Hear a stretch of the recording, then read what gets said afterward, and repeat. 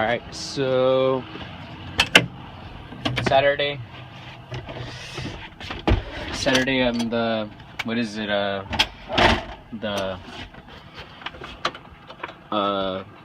6th, 7th, I think it is. So I'm feeding today. The feeding guy's has his day off, and the 7R, as you guys can see, it's not there, disconnected. The parking, the tractor would go on parking on its own, so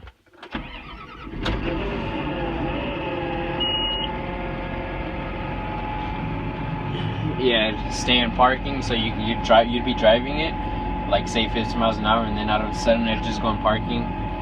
Something about a coil, or I don't know what it was, but yeah. I'm gonna start the PM feeding right now, the afternoon feed. It's just a couple of loads, like 5. And yeah, I'm using the old 7930. Those are the hours right there.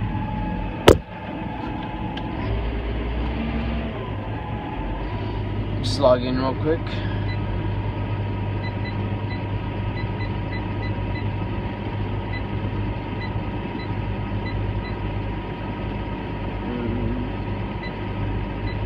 Alright. Good to go. So yeah.